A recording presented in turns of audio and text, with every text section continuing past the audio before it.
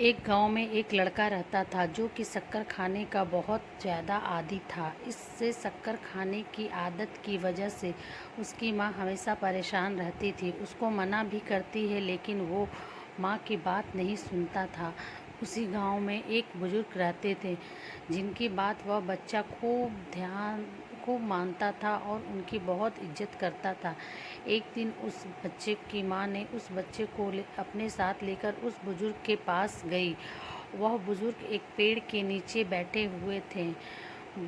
उस बुजुर्ग को जाकर अपने बच्चे की कारनामे बताने लगी कि यह शक्कर नहीं छोड़ता, इसे आप ज़रा कहिए कि यह शक्कर छोड़ दे।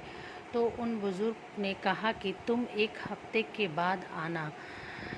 उस बच्चे की माँ को थोड़ा अजीब तो लगा लेकिन वह वहाँ से चली गई। एक हफ्ता गुजर गया और फिर उस माँ ने अपने बच्चे को उन बुजुर्ग के पास लेकर आई।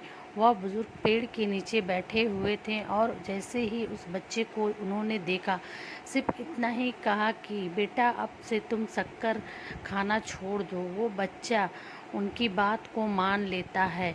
लेकिन उसकी माँ हैरान थी कि यह बात तो बुजुर्ग उस दिन भी तो कह सकते थे। मैं एक हफ्ते पहले जब मैं आई थी, उस बच्चे की माँ ने बुजुर्ग से पूछ ही लिया कि आप तो उस दिन भी कह सकते थे, यह बात आज ही क्यों कहा और इतना लंबा समय क्यों लिया। वो बुजुर्ग क्या कहते हैं ज़रा ध्यान से सुनिएगा। तो उन बुजुर्ग ने कहा कि बेटी, मैं उस दिन खुद शक्कर खाता था, इसलिए मैंने उसको कुछ भी नहीं कहा। जब एक हफ्ते के बाद मैंने शक्कर खाना छोड़ दिया, तब मैंने उसको शक्कर खाने से मना किया है। दोस्तों, एक कोट है कि जो बदलाव हम संसार में लाना चाहते हैं, वही बदलाव पहले हमें खुद में लाना पड़ेगा। अगर हम दुनिया को बदलना चाहते हैं तो पहले हमें खुद बदलना पड़ेगा।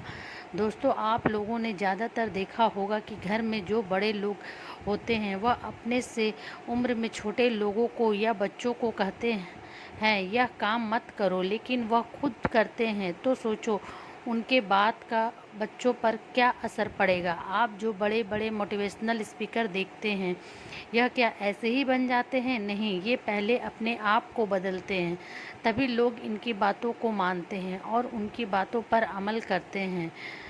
याद रखें, सबसे पहले अपने आप को बदलिए, दुनिया खुद ब खुद बदल जाएगी।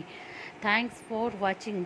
लाइक, शेयर एंड सब्सक्राइब ज़रूर करें मेरे चैनल को, तबस्सुम वॉइस चैनल।